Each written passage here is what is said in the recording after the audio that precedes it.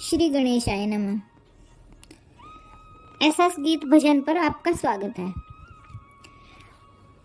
माघ मास शुरू हो चुका है और पवित्र माघ मास में प्रातः स्नान करने का विशेष महत्व है। प्रातः स्नान करके माघ महात्म पढ़ने व सुनने से विशेष पुण्य की प्राप्ति होती है। इसी कथा श्रृंखला में हम आपके लिए ऐसा गीत भजन पर माघ महात्म के सभी अध्याय प्रतिदिन सुनाने का प्रयत्न करेंगे, जिनको ध्यानपूर्वक और श्रद्धापूर्वक सुनकर आप भी पुण्य लाभ प्राप्त कर सकते हैं। जो व्यक्ति सुबह स्नान नहीं कर सकते वो कथा सुनकर भी पुण्य लाभ प्राप्त कर सकते हैं। माघ मास महात्म 10वां अध्याय। यमदूत कहने लगे कि हे वैश्य, एक बार भी गंगा जी में स्नान करने से मनुष्य सब पापों से छूटकर अत्यंत शुद्ध हो जाता है। जो मनुष्य गंगा जी को दूसरे तीर्थों के समान समझता है वह अवश्य नरक में जाता है।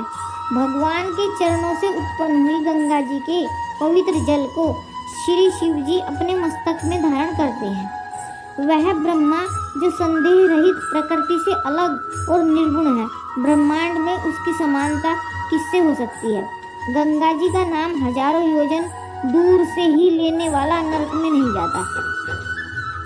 इसलिए मनुष्य को अवश्य में गंगा जी में स्नान करना चाहिए। हे वैश्य, जो ब्राह्मण दान लेने का अधिकारी होकर भी दान नहीं लेता वह आकाश के नक्षत्रों में चंद्रमा के समान है। जो कीचड़ से गौ को निकालता है, जो रोगी की रक्षा करता है या जो गौशाला में मरता है वह आकाश में तारा होता है। प्राणायाम करने वाले मनुष्य सदैव उत्तम गति को प्राप्त होते हैं। प्रातः के समय स्नान के पश्चात जो 16 प्राणायाम करते हैं वह घोर पापों से बच जाते हैं। जो पराई स्त्री को माता समान समझते हैं वह यम की यातना को नहीं भोगते। जो मन से कभी परस्त्री का चिंतन नहीं करता वह दोनों लोगों को अपने अधीन करता है। जो पराये धन को मिट्टी के समान समझता है वह स्वर्ग में जाता है। जिसने क्रोध को जीत लिया मानो उसने स्वर्ग को ही जीत लिया।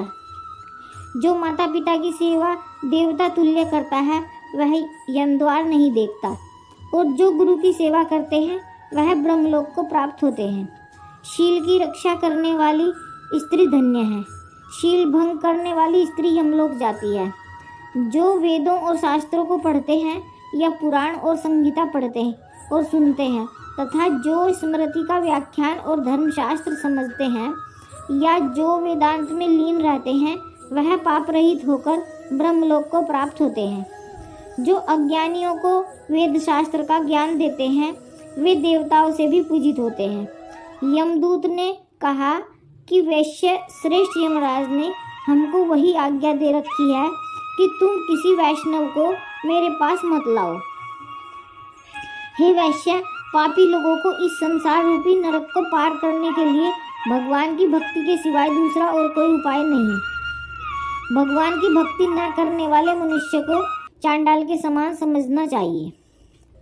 भगवान के भक्त अपने माता पिता दोनों के कुलों को तार देते हैं और उनको नरक में भी नहीं रहने देते। और जो मनुष्य वैष्णव का भोजन करते हैं वे भी भगवान की कृपा से श्रेष्ठ गति को प्राप्त होते हैं। बुद्धिमान को सदैव वैष्णव का अन्न खाना चाहिए। इससे बुद्धि पवित्र होकर मनुष्य पाप नहीं करता। गोविंदाय नमः।